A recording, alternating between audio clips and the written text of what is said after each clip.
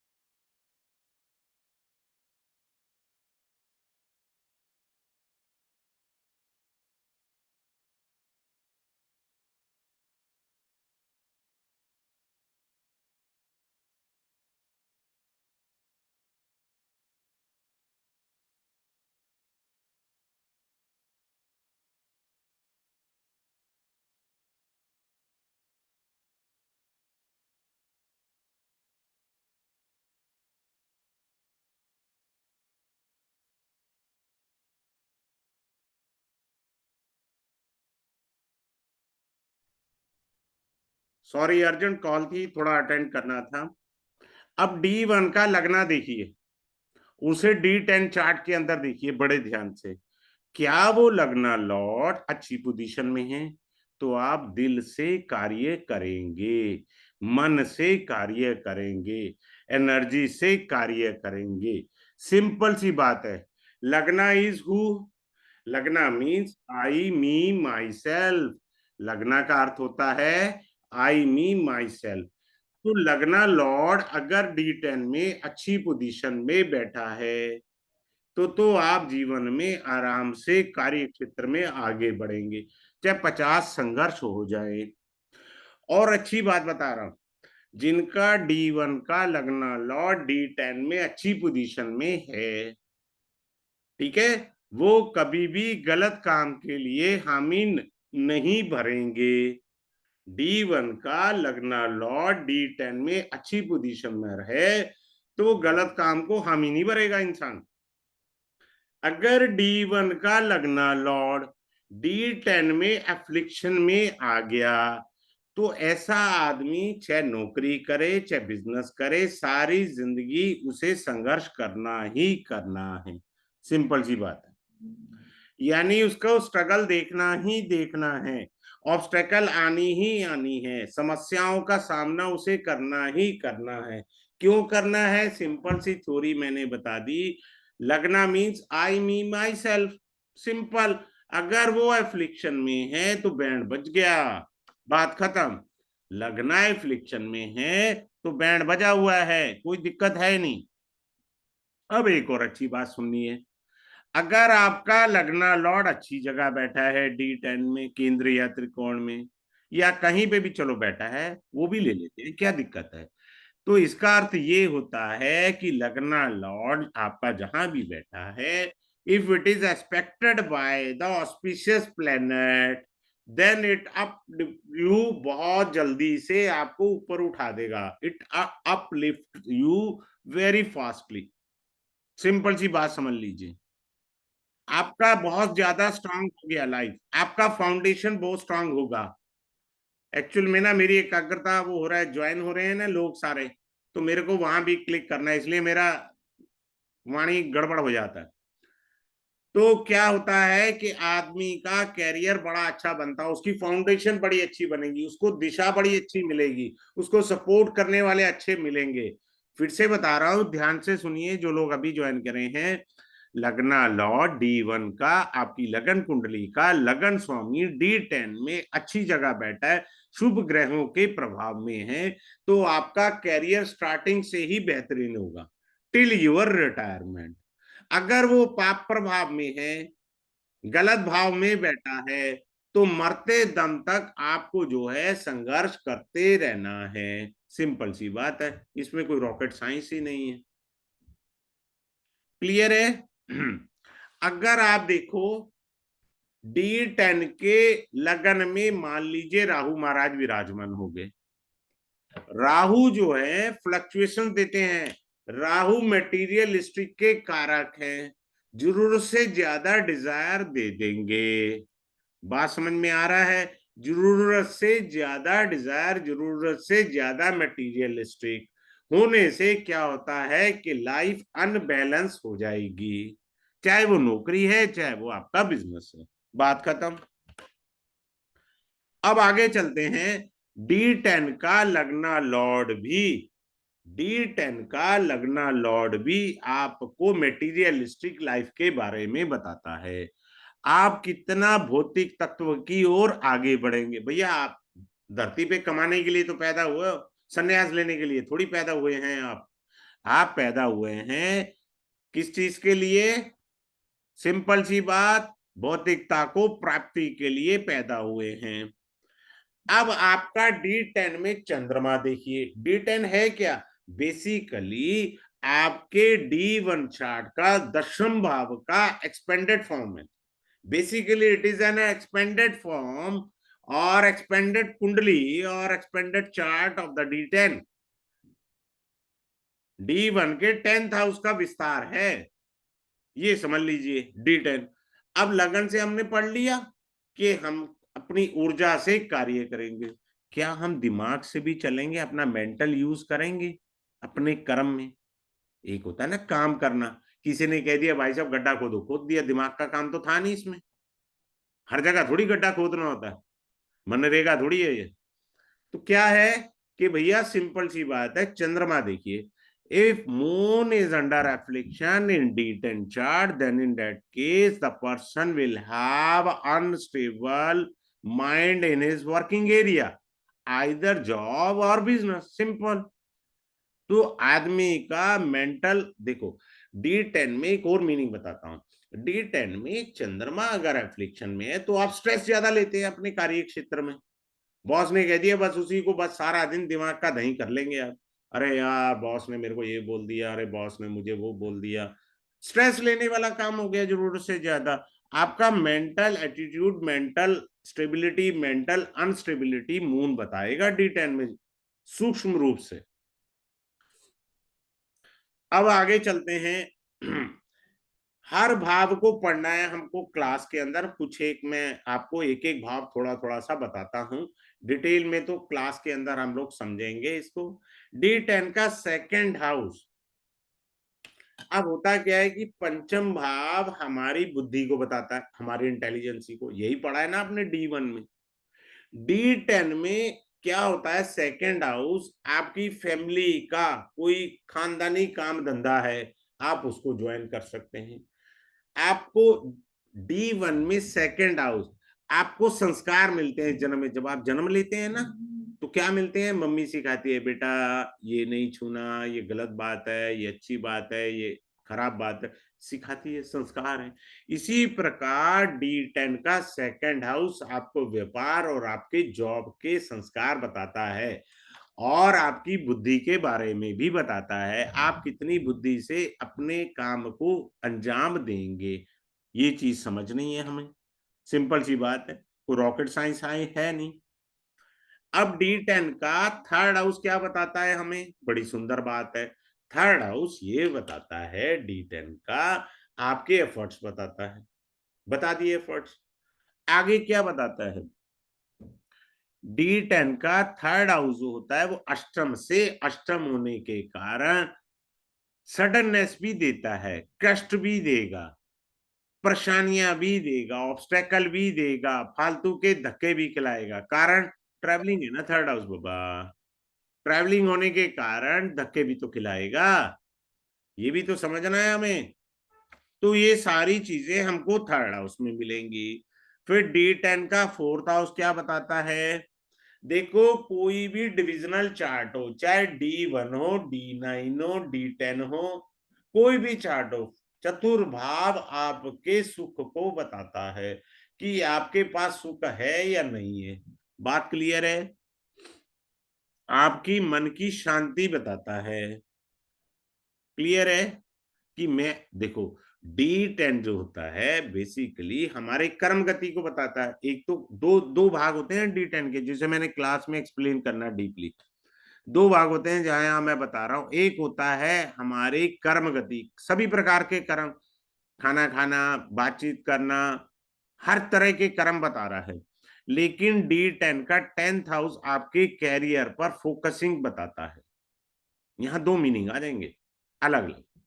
आगे चलते हैं। अगर D10 के फोर्थ हाउस पर मैलिफिक एफ्लिक्शन ज्यादा है तो आपको अपने कर्म से, अपने कार्य क्षेत्र से संतुष्टि से सदैव विमुख होना पड़ेगा। मतलब आपको सेटिस्फेक्शन नहीं मिलेगा। भाव अर्थ कहने का क्या है कि मान लीजिए पापी ग्रहों का प्रभाव चौथे भाव पर आ रहा है D10 के, तो आप जो कार्य कर रहे हैं उससे आपको सेटिस्फेक्शन नहीं मिल रहा। मान लीजिए आप बिजनेस कर रहे हैं, आप एक्सपेक्ट कर रहे थे मेरी सेल 50,000 होगी, पर आपकी सेल ही 10,000 हुई है। क्यों ऐसा हुआ, क्योंकि आपके फोर्थ हाउस पर मैलेफिक एफ्लिक्शन आ रहा है, तो मना शांति नहीं मिली। सिंपल सी बात है। अब पंचम भाव क्या बताता है D10 का, आपकी इंटेलिजेंसी को बताता है। ये तो नेचुरल इंटेलिजेंसी का भाव है। आपकी क्रिएटिविटी क्या है, पंचम भाव क्रिएटिविटी भी बताता है भैया इंटेलिजेंसी के साथ। आप चाहे जॉब करते हैं, चाहे बिजनेस करते हैं, उसमें नई नई क्रिएटिविटी ला रहे हैं या नहीं ला रहे। अगर तो ऑस्पिशियस प्लेनेट का एस्पेक्ट है, शुभ ग्रह बैठे हैं, तो आपका अपने कार्य क्षेत्र में बहुत अच्छी क्रिएटिविटी होगी। अच्छा करते रहो, अपने चार्ट को खोल के चाहे बैठ जाइए, उससे पता लग जाएगा आपको अपने बारे में। जितनी भी मैं व्याख्या इस क्लास में मैं दे रहा हूं, आप अपना D10 चार्ट खोल के देख लीजिए, क्या वो मैच कर रहा है या नहीं मैच कर रहा। अगर पाप प्रभाव आ गया पंचम भाव में, तो आप चाहे जॉब कर रहे हैं या बिजनेस कर रहे हैं, कोई क्रिएटिविटी बिल्कुल नहीं है। आप सदैव कंफ्यूज होके काम करते हैं। मान लीजिए किसी ने आपसे कह दिया कि ये वाला बिजनेस करो, अरे नहीं, उसमें मीन मेक निकालेंगे, चाहे बेचारे ने सही गाइड किया हो, लेकिन आप मीन मेक निकाल देंगे, बात खत्म। तो ये चीज बारीकी से आपको समझनी है कि अगर पंचम भाव में पाप प्रभाव ज्यादा है तो आप कुछ भी क्रिएटिविटी वाला कार्य नहीं कर पाएंगे, यानी आप अपने को ढंग से प्रेजेंट नहीं कर पाएंगे। समझ में आया? सिंपल सा है। अब आइए छठा घर आता है D10। I am only talking about the D10 chart here now. D10 में छठा घर जो होता है वो संघर्ष है, परेशानियां हैं, ऑब्स्टेकल को बताता है। फिर से सुनिए, D10 का छठे घर में क्या पढ़ना है हमें? आपका संघर्ष, आपकी परेशानियां, आपके ऑब्स्टेकल कितने हैं। हो सकता है आपके नीचे जो काम करने वाले हैं वो परेशान कर रहे हों, या आपके सबॉर्डिनेट आपको परेशान कर रहे हों। आप समझ रहे हैं? लेकिन ये छठा भाव एक एडवोकेट और डॉक्टर के लिए बहुत शुभत्व देता है। अगर ये उसका हिला हुआ है तो कुछ डॉक्टर होते हैं ना बेचारे, सारी जिंदगी नौकरी करके धक्के खा के छोटा मोटा क्लिनिक बना के अपनी दाल रोटी खाते हैं, और कुछ डॉक्टर बड़े बड़े नर्सिंग होम, बड़े बड़े हॉस्पिटल खोल लेते हैं। They have a auspicious aspect ना, उनके लिए तो प्रभावशाली है ना छठा घर। मेरी बात समझ आया सबको? उनके लिए क्या है, बली था, इसलिए वो बड़े बड़े हॉस्पिटल खोल गए, नर्सिंग होम खोल गए। बाकी डॉक्टर बेचारे वहीं उसी नर्सिंग होम में नौकरियां कर रहे हैं। इन चीजों को समझना है, डिफरेंस को। भाव वही है, प्रभाव बताता है क्या प्रभाव आ रहा है। अब प्रभाव को पता कैसे समझते हैं? बहुत सारे लोग ना शाहरुख खान, अमिताभ बच्चन, नरेंद्र मोदी, राहुल गांधी किसी से प्रभावित होते हैं। आप पर प्रभाव आ रहा है ना उसका, तो अगर प्रभाव शुभ है तो आप अपलिफ्ट कर जाएंगे, अगर प्रभाव नेगेटिव है तो आप डाउन की तरफ गए। सिंपल है, कोई इसमें बुद्धि लगाने वाला कार्य है ही नहीं। सप्तम भाव क्या है? टेंथ का टेंथ है। सप्तम भाव D10 का सूक्ष्म भाव है। सूक्ष्म भाव यानी टेंथ से टेंथ है। देखो बड़े ध्यान से सुनना, D10 का 10th हाउस और 7th हाउस अगर दोनों शुभत्व रखते हैं तो आपकी प्रोफेशन के प्रति, बिजनेस के प्रति गहराई बहुत अच्छी होगी, पकड़ बहुत अच्छी होगी। कारण सप्तम भाव 10th हाउस का सूक्ष्म भाव है। समझ में आया? आपके पास पकड़ और गहराई बहुत अच्छी होगी अगर 10 और 7 दोनों है। अब मान लीजिए आपका 10th अफिलिक्टेड है पर 7th नहीं है, आपके पास पकड़ तो है लेकिन उसका लाभ नहीं मिल रहा ना इस जन्म में। पकड़ तो आपकी बहुत अच्छी है, आपको हर एक चीज की पता है। समझ में आ रहा है? आप मान लीजिए कल पुर्जा कैसे बनेगा, क्या मटेरियल आएगा, क्या मटेरियल लगेगा, क्या रेशो होगी, उसकी पकड़ है। परंतु आपका 10th हाउस अफिलिक्टेड है D10 का, तो लाभ नहीं मिल रहा ना। पकड़ होते हुए भी, ज्ञान होते हुए भी, कुछ लोग ज्ञान का इतना ज्ञान होता है बेचारे धक्के खा रहे होते हैं। बात खत्म। जैसे मैं हूं, अपना चार्ट दिखाऊंगा मैं चार्ट में। कारण मेरे 7th हाउस में काफी ग्रह बैठे हैं, मेलेफिक अफ्लिक्शन बहुत ज्यादा है, तो मुझे अपने ज्ञान का पकड़ बहुत अच्छी है, पर लाभ नहीं है क्योंकि 10th हाउस में भी लोचा हुआ हुआ है। So I will teach with my chart. मेरे चार्ट में राजयोग बहुत है। भगवान कहता है भाई आपका चार्ट बनाया इसीलिए गया कि इसी चार्ट के सहारे आप पढ़ाइए। अब आगे चलते हैं 8th हाउस। 8th हाउस दोनों चीजें होती हैं, पॉजिटिव और नेगेटिव भी। जब भी जीवन में, वैसे भी बता रहा हूं in addition of D10 chart के, जब भी जीवन में ऑल ऑफ सडन कोई इवेंट होगी उसमें अष्टम भाव का रोल आता ही आता है, क्योंकि अष्टम भाव तो कारक है ऑल ऑफ सडन का। आप मेरी बात समझ रहे हैं? अष्टम भाव ऑल ऑफ सडन का कारक है, लेकिन अष्टम भाव पॉजिटिव भी है। कैसे पॉजिटिव? भैया अष्टम भाव गड़ा हुआ खजाना भी तो है। अष्टम भाव आपकी माता पिता की संपत्ति आपको ही तो हैंड ओवर होती है। कईयों के डिस्प्यूट पड़ जाते हैं, भाई बहन ही लड़ने लग जाते हैं, कोर्ट में मैटर चला जाता है। एंसेस्टर प्रॉपर्टी है ना, ताऊ ने क्लेम कर लिया, चाचा ने क्लेम कर लिया, क्योंकि वो दादाजी की प्रॉपर्टी थी। समझ में आ रहा है? अष्टम भाव दो प्रकार के इफेक्ट रखता है, पॉजिटिव भी और नेगेटिव भी। बात क्लियर है? तो इन चीजों को हमको अच्छे से समझना है, बिना समझे हम कुछ भी अगर सोचते हैं तो ये गलत है। लेकिन जो एक कॉमन पॉइंट सभी के लिए होगा अष्टम भाव का, वो ये कॉमन पॉइंट होगा कि जो भी इवेंट आपकी लाइफ में होगा वो ऑल ऑफ सडन होगा। जो लोग अकाउंट्स को जानते हैं, जिनको बैलेंस शीट बनानी आती है, या जो लोग इनकम टैक्स रिटर्न भरते हैं, there is a word is being called a contingent liability. Sometime eighth lord gives you a contingent liability in your life related with any matter. किसी भी कार्य क्षेत्र से अलग होकर के वो आपको कॉन्टीजेंट लाइबिलिटी दे जाएंगी। आगे चलते हैं। नाइन्थ हाउस आपका भाग्य भाव है D10 का, ठीक है, आपकी रिस्पॉन्सिबिलिटी का भी है। यहां पर किसी भी पापी ग्रह का बैठ जाना D10 के नाइन्थ हाउस में, फिर से बोल रहा हूं, D10 के नाइन्थ हाउस में किसी भी पापी ग्रह का बैठ जाना या किसी पापी ग्रह का एस्पेक्ट आ जाना। पापी ग्रह चार ही होते हैं, वो होते हैं मंगल, शनि, राहु और केतु। चार पापी ग्रह होते हैं। इनमें से एक दो तीन, जितना ज्यादा उतना ज्यादा बैंड, जितना कम एस्पेक्ट उतना कम बैंड बजेगा आपका। पापी ग्रह बैठे या पापी ग्रह देखे, so it is very difficult to furnish your work. उस काम को ढंग से संवार के सजा के आप प्रस्तुत नहीं कर सकते। काम में इतनी गड़बड़ कर जाएंगे जिसकी उम्मीद ही नहीं कर सकते आप, और कई गलतियां भी कर देंगे आप, क्योंकि आपके भाग्य में परेशानियां लिखी हैं। गलती होगी तो आपको सुनना पड़ेगा ना बाबा, सिंपल सी बात है। भाग्य का मतलब क्या है? गलती करेंगे तो आपको फालतू बात सुननी भी पड़ेगी। आगे चलते हैं। नाइन्थ हाउस में पापी ग्रह का बैठना और दृष्ट होना महाशुभ है D9 में, D10 में, सॉरी। मैं दिमाग चल पड़ता है ना, बहुत सारे चार्ट याद आ जाते हैं, उनके सूत्र याद आ जाते हैं। जब पेड क्लास होती है तो जब आता है तो मैं बोल ही देता हूँ क्लास में। अब D10 के 10th हाउस को देखिए। वो देखो, D1 का 10th हाउस और D10 का 10th हाउस दोनों आपके कर्मों की व्याख्या बड़ी सुंदरता से करता है।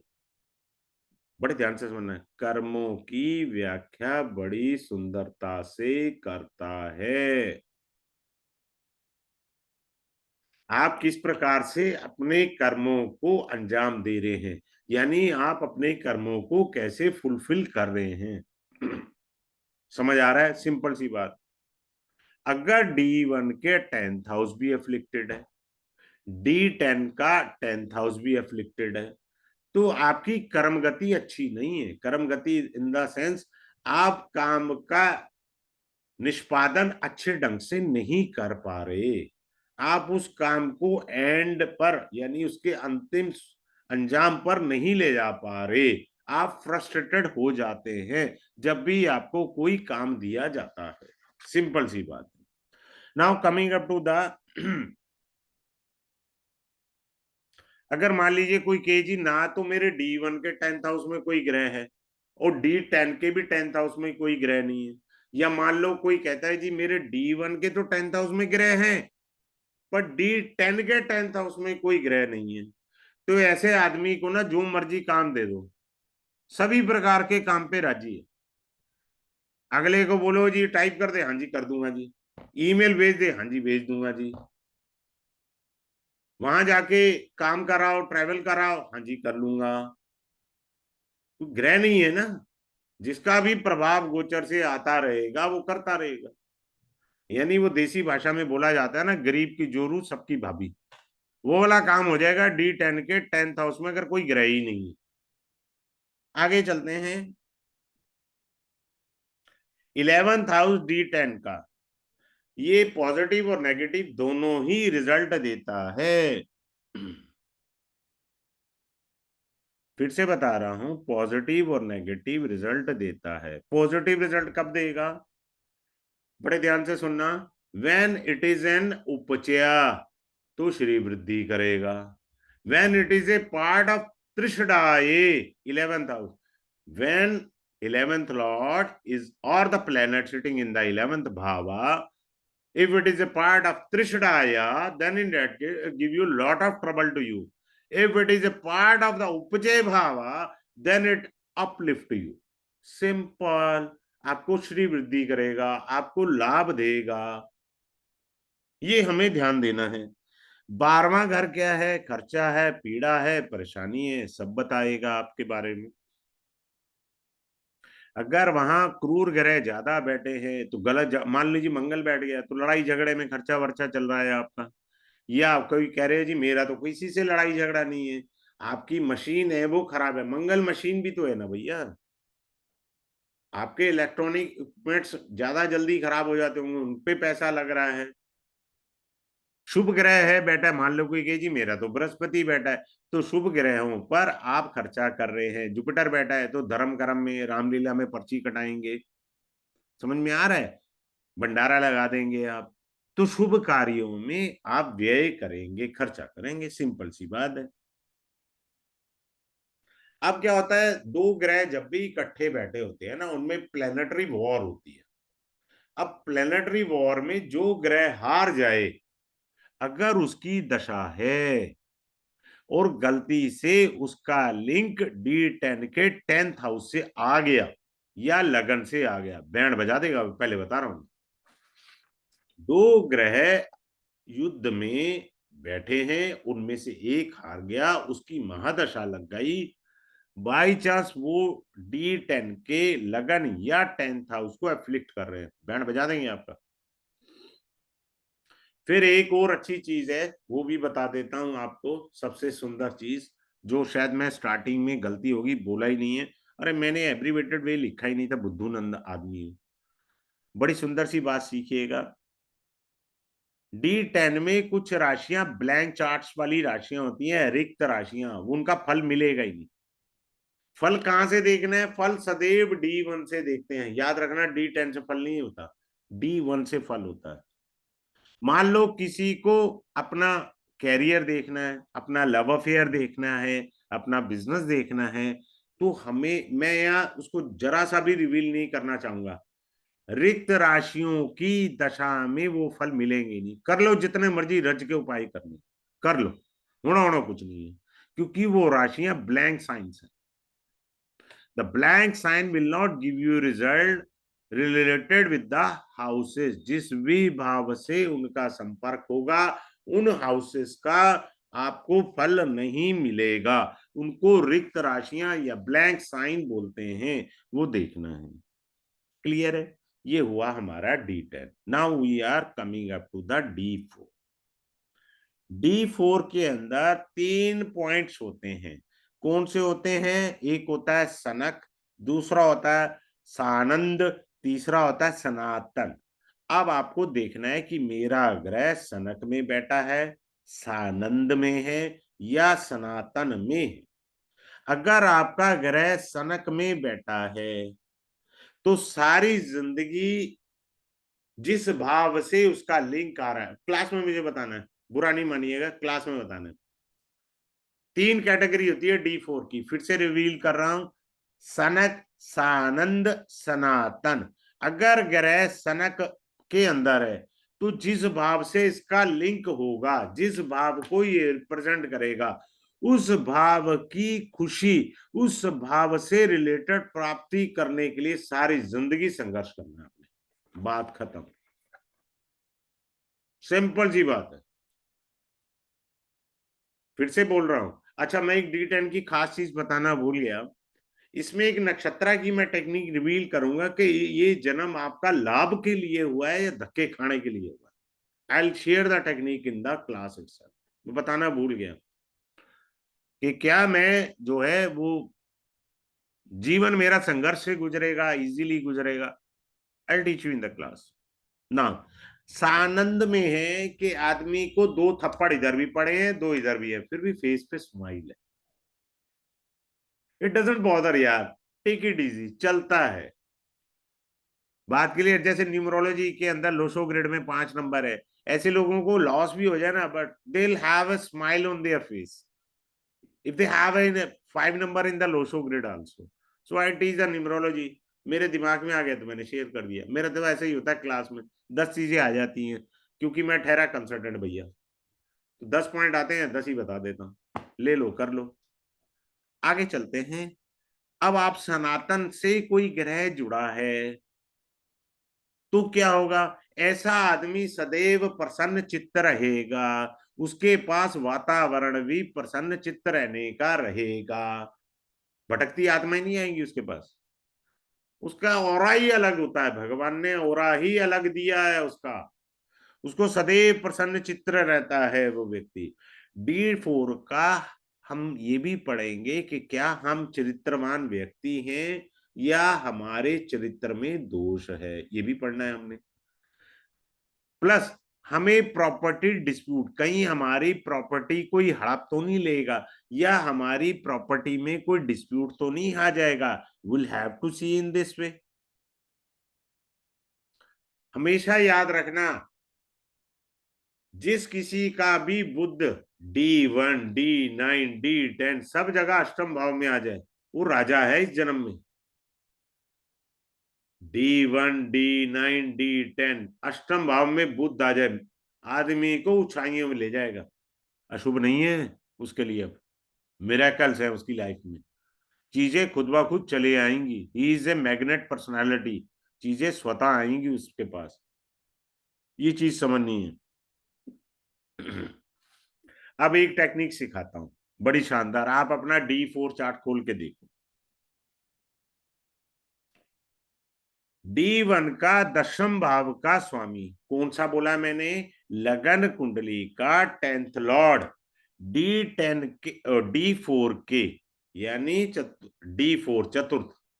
फिर से बोल रहा हूं, किसी को ना समझ में आया हो, D1 यानी लगन कुंडली का दशम भाव का स्वामी D4 के लगन या लगने से लिंक पैदा कर गया, तो इसका अर्थ है कि उसके पास होलसेल में प्रॉपर्टी है। भगवान ने उसे कई प्रॉपर्टियों का मालिक बनाया है। Now I repeat it again for all of you. Now listen very carefully. लगन कुंडली का 10वें घर का स्वामी D4 के अंदर D4 के लगन या लगने से रिलेशन पैदा कर लिया, तो मल्टीपल प्रॉपर्टी योगा है। You will have a lot of property. और राहु केतु को तो विशेष रूप से D4 के अंदर हमें समझना है। केतु वैराग्य का कारक है। कुछ लोग अपना घर बार संपत्ति छोड़ के हिमालय में निकल जाते हैं, वो तो है केतु। समझ में आ गया? वो हमें D4 से देखना है कि भैया इसके नाम प्रॉपर्टी करूं ना करूं, पता लगे बीच में ही छोड़ के भग जाएगा। राहु क्या करेगा? वो ग्रीडीनेस देगा। साली अपनी प्रॉपर्टी तो है, भाई की भी हड़प लो। राहु ग्रीडीनेस दे देगा, पहले बता रहा हूं मैं। बेसिकली राहु को हम ना गलत पढ़ते हैं। Rahu is the karaka of greediness. We should take care of the Rahu itself. बात क्लियर है? फिर हम ये भी D4 से पढ़ेंगे, क्या मैं फॉरेन में प्रॉपर्टी बना सकता हूं? मैं फॉरेन जा रहा हूं, हमेशा के लिए सेटल हो जाऊंगा, क्या मैं वहां प्रॉपर्टी बना लूं? क्या मैं हमेशा के लिए वहां सेटल डाउन हो जाऊं? मेरी लाइफ में अच्छा गुजरेगा या खराब गुजरेगा, वो भी है। या मैं दिल्ली रहता हूं तो नोएडा में शिफ्ट हो जाऊं, या मैं गुड़गांवा रहता हूं तो दिल्ली में शिफ्ट हो जाऊं, तो क्या ऐसा मुझे लाभ मिल सकता है? हाँ, we can see from the D4 chart, no दिक्कत। फिर सबसे इंपॉर्टेंट पॉइंट D4 का, दैट इज अ फ्रॉड और चीटिंग। क्या मेरे साथ प्रॉपर्टी से रिलेटेड फ्रॉड या चीटिंग है? आप देखते हैं ना आजकल लोग डुप्लीकेट कागज बना लेते हैं, चीटिंग हो जाती है। वो जेमिनी में मैं पढ़ाता हूँ कि आदमी कैसे आप देखें कि ये चीटर है। तो फ्रॉड या चीटिंग आपको प्रॉपर्टी में हो सकता है, we can easily see from the D4। Now coming up the dagdha rashi. दग्ध राशि जिस भाव में बैठी होगी उस हाउस का सत्यानाश है। उस हाउस के फल नहीं मिलेंगे। फल कितने मिलेंगे? मान लो आपको फल मिलने हैं 100 रुपए के, तो मात्र 50 ही मिलेंगे इस जन्म में। अब आपको दग्ध राशि जहां पे भी है आपकी, सिंपल सी बात याद रखिएगा, उसके फल 50 रुपए पे मिलेंगे, 100 नहीं मिलेंगे। लेकिन दग्ध राशि आपको करोड़पति भी बना सकती है। दग्ध शब्द का अर्थ होता है जली हुई। ऐसे जली हुई जैसे आपकी गलती से रोटी जल जाए, क्या आप खा सकते हैं? नहीं खा सकते ना। फिर आप क्या करेंगे? जो ज्यादा वाला हिस्सा जला हुआ है उसे फेंक देंगे। किसी आपको गरीब आदमी के एंगल से सोचना, तो जोन सा हिस्सा बचा हुआ होगा वही तो खाओगे ना, जो नहीं पूरी तरह जल पाया। वो दग्ध राशि है, बैंड बजा देगी लाइफ के अंदर, कुंडली के मीनिंग बदल जाएंगे। दो चीजें सबसे बेहतरीन आप इस क्लास में पढ़ेंगे। रिक्त राशि D10 में किन राशियों से आपको पता लगेगा कि आपको इन भावों के फल इस जन्म में मिलेंगे ही नहीं। फिर से रिपीट कर रहा हूं, D10 चार्ट में हमको ये सीखने को मिलेगा, इन भावों के फल हमको इस जन्म में नहीं मिलेंगे। कब? ड्यूरिंग द दशा ऑफ द प्लेनेट। जब वो दशा होगी तब हमको इन भावों के फल नहीं मिलेंगे। ये इंपॉर्टेंट पॉइंट। दूसरा, दग्ध राशि डिटेल में पढ़ाना है मैंने। दग्ध राशि बहुत, कुंडली देखने का नजरिया बदल जाएगा। Now we are coming up to this another one point, कि ये क्लास मंडे को शुरू होगी। मंडे को शुरू होगी 8 से 9 डेली क्लास रहेगी। 10 क्लासेस का कोर्स है, ये छोटा नहीं है। 10 क्लासेस हैं इसके ऊपर। क्लियर है? मंडे है 26/2/2024 को स्टार्ट होना है इसको। 10 क्लासेस का कोर्स रहेगा। क्लास रिकॉर्डिंग लाइफ टाइम के लिए है, लाइफ टाइम है, आपको मिलेगा। जिनको ई सर्टिफिकेट चाहिए वो भी मिलेगा, वैसे इसकी जरूरत है नहीं, पर जिनको खुजली है वो ले लें। फिर इसके बाद इसकी फीस मैंने नॉमिनल रखी है 3511। 3511 के अंदर आपको इतनी बेहतरीन टेक्निक पढ़ने को मिलेंगी जिसकी आपने कल्पना नहीं करी हुई। क्योंकि यहाँ मैं कुछ रिवील ज्यादा नहीं कर सकता, मेरी मजबूरी है। जब आप क्लास में आएंगे आप अपने अपने चार्ट लेके बैठना। So I will teach you in the best way. ठीक है जी। अगर आपकी किसी की कोई क्वेरी है तो अपने आप को अनम्यूट कर लें और मेरे से पूछ सकते हैं, मुझे कोई ऑब्जेक्शन नहीं है। पर एक ही चीज की हम्बल रिक्वेस्ट है, कैमरा शुड बी ऑन। किसी की कोई क्वेरी है, ही कैन आस्क मी। कोई भी क्वेरी हो तो मेरे से पूछ सकते हैं। अनम्यूट कर लें अपने आप को। हाँ सर बोलिए। सर पूछ सकता हूँ? हाँ हाँ सर, बोलिए। हाँ मैं बात करना चाह रही थी कि सर वो आप ये जो सिखाओगे इससे हम व्यक्ति क्या जॉब करना चाहेगा, कैसा नहीं नहीं, वो करेगा, अलग चीज है। ना ना, वो ये नहीं नहीं। हो पाएगा? हमारे प्रोफेशन में क्या दिक्कतें हैं, हमको क्या अच्छा। परेशानी है, वो है। वो नाड़ी के ठीक अंदर है बहुत इजी टेक्निक है, एक सांस में बताया जा सकता है आदमी को कौन सा कैरियर लेना है। दैट इज वेरी हाँ सिंपल। सर, इसमें जोड़ेंगे क्या? क्या? ये जोड़ेंगे क्या, क्या जॉब या नहीं क्या? नहीं नहीं नहीं नहीं, हर जगह अलग अलग चीजें रहती हैं, इसके अंदर अलग चीजें हैं। इसके अंदर बारीकियां समझ में आएंगी मेरे को, प्रोफेशन में क्यों इतना धक्के खाने पड़ रहे अच्छा हैं, सर, या मेरा तो बच्चा कैरियर में अपलिफ्ट करेगा, इसका कैरियर बढ़िया बनेगा, या अच्छा कैरियर में परेशानियां आएंगी। ठीक है सर, तो बहुत इसके सारी लिए आपके पास। बारीकियां हैं, आपको आप पकड़ नहीं पाए, क्योंकि आपका दृष्टिकोण दूसरी जगह टिका है।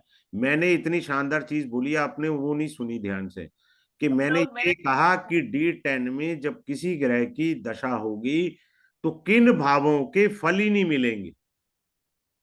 हाँ नहीं, वो तो भाव चीजें ऐसे देखी हैं मैं। जिनके फल नहीं मिलने उस दशाओं में। सही है, सही है। मान लो किसी की दशा ऐसे ग्रह की आ जाए कि 7वें भाव के फल नहीं मिलेंगे, भाई साहब अगले की शादी नहीं होनी। कर लो उपाय। ओ भाई। समझ में आया? तुरुप के ठीक इक्के सर। पता लगेंगे इसमें सिर्फ। अच्छा सर, ठीक है। ठीक है, तो वो और चीज है। सर, वो वाला कोर्स है जो मैं चाह रही हूँ, वो भी है क्या आपने? हाँ हाँ, वो नाड़ी है। दैट इज अ नाड़ी, वो चल रहा है अभी। अब आएगा कभी 1.5-2 महीने बाद आएगा नाड़ी फिर से। तो सर रिकॉर्डिंग मिल जाएगी क्या हम? हाँ रिकॉर्डेड आप ले सकते हैं, या आप ज्वाइन करना है कर लीजिएगा। कल क्लास है, 5 क्लास की रिकॉर्डेड मिल जाएंगी। आप देखते रहिए, बाकी लाइव क्लास में चलते रहिए, क्या दिक्कत है? ठीक है सर, मैं आपसे पर्सनली कांटेक्ट करती हूँ फिर। हाँ, पर्सनली कर लीजिएगा। हाँ जी, उज्जवल सर, आप पूछिए क्या कहना चाह रहे हैं मेरे भगवान। Good evening sir. सर मैंने पूछा, आपने बोला वो तीन सनक का सनातन और वो क्या हाँ, है सर? वो अलग चीज है, वो क्लास में मैं आपको 1 सेकंड में 1 सांस में सिखा दूंगा। बहुत ओके इजी ओके। टेक्निक है वो, क्योंकि अच्छा अच्छा। यहाँ अगर बोल दिया तो मुद्दा ही खत्म हो गया ना। वो डिग्री से हो। देखना होता है ग्रहों को, कि वो सनक में है, सानंद में है या सनातन में है, वो डिग्री बताएगी। ठीक है, डिग्री से ओके हमें पता लगेगा। Okay okay sir, okay. चलिए ठीक है, thanks a lot, thanks to everyone for joining this webinar, once again thanks to you.